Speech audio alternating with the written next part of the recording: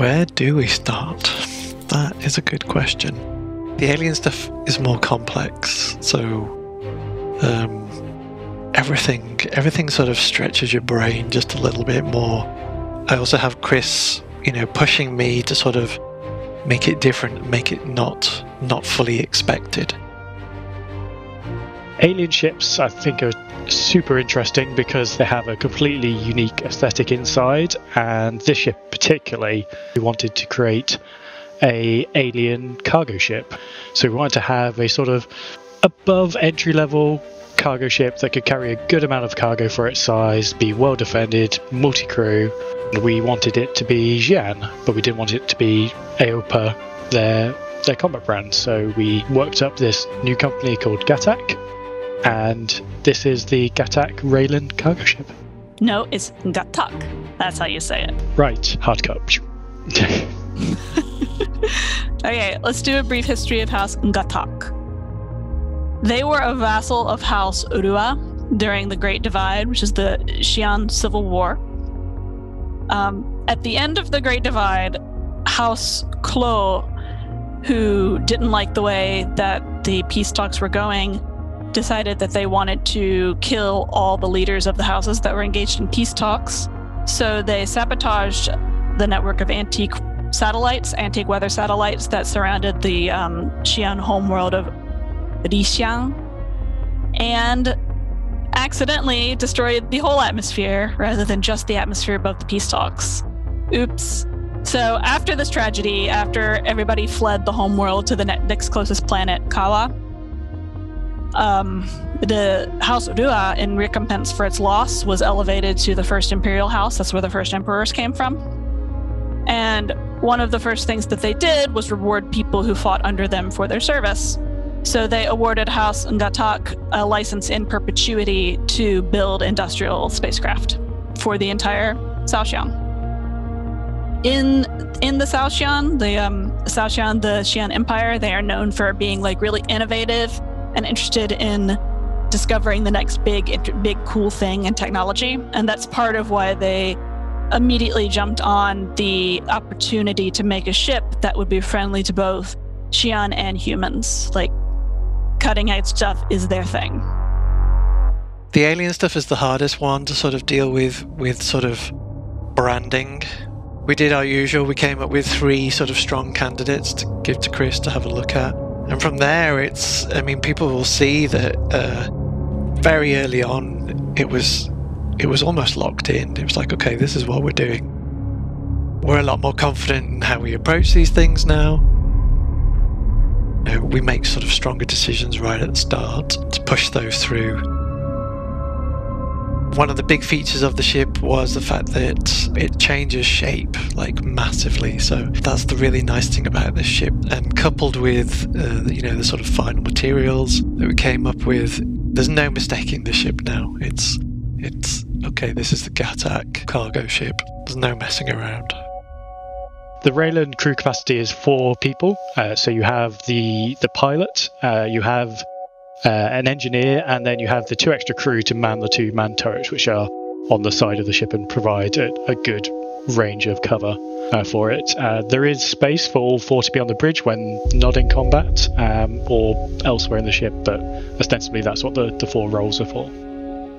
The Raylan has 320 SCU of cargo, and this is all pretty much external.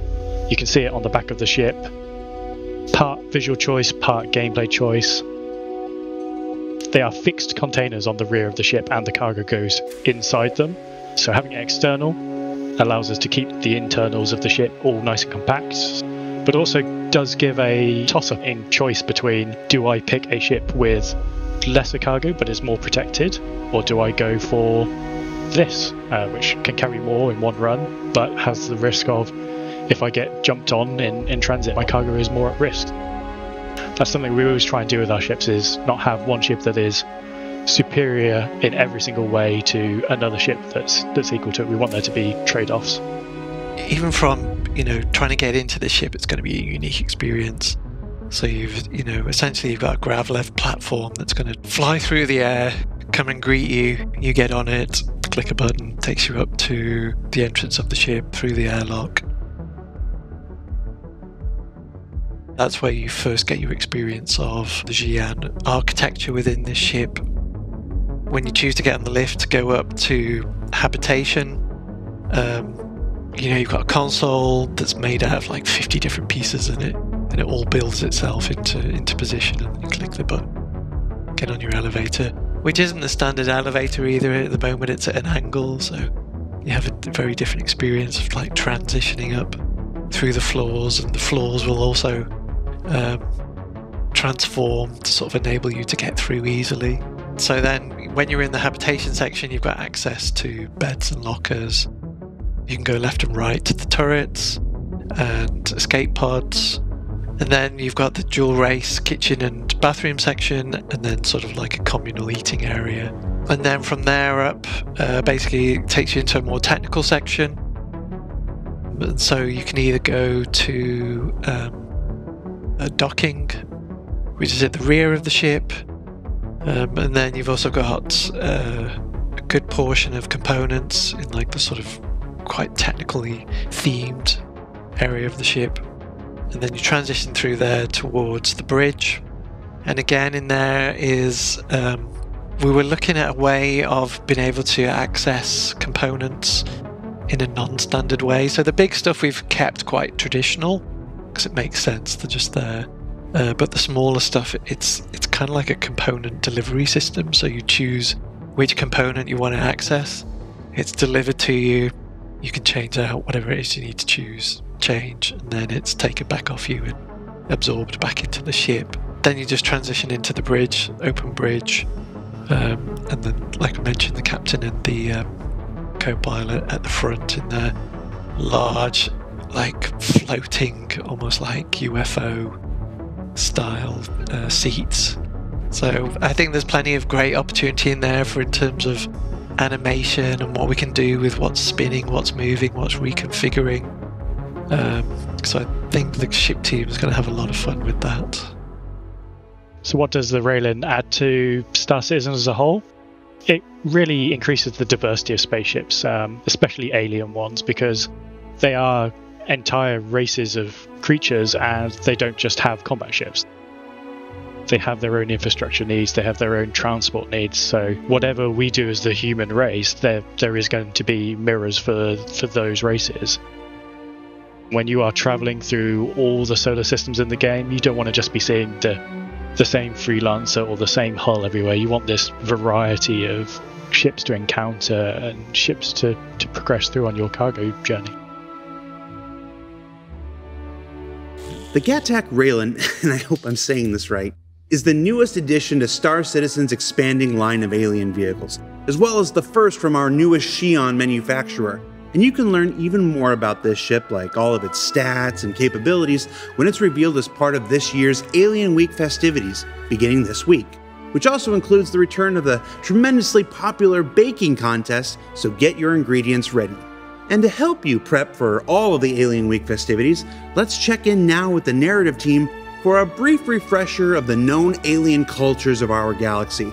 Or perhaps meet them for the very first time if you've only recently joined the Star Citizen universe. Banu are probably the most obnoxious people in the world to ever go to a sporting event with, because they love sports, but they don't really care about the teams. And it's kind of confusing for humans to go to a game with a large Banu crowd, because the Banu just want to see exciting, cool stuff happen. So they're cheering for everyone throughout the game. They are totally up for having fun whenever. Like, they work hard, they play hard, they take cat naps. They are extremely interested in enjoying life. Their society is organized around these work family guilds known as Sulis, where they're adopted from a young age as kind of an apprentice by a Suli that specializes in manufacturing spaceships or making weapons or cooking. They're very quick to give favors, but they also expect a favor in return. So be careful if a Banu asks you to, pick them up at the airport. The Banu is the first alien race that humanity ever had contact with. There was a human pilot kind of out seemingly in the middle of nowhere named Vernon Tarr, who was scanning for a jump point. Came upon a Banu vessel and fired upon it thinking it was like an enemy ship. But once they got close enough, they realized, oh, heck, that's an alien. It was a fun run-in that was initially very tense, but we quickly came onto friendly terms with them. They were happy to find new trading partners, and we were very happy to encounter aliens for the first time.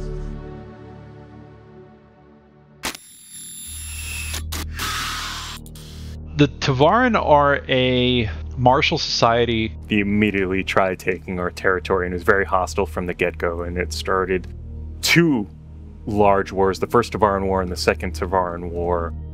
As a culture, they're actually my favorite. It feels like there's a lot of opportunities for really interesting, haunted characters.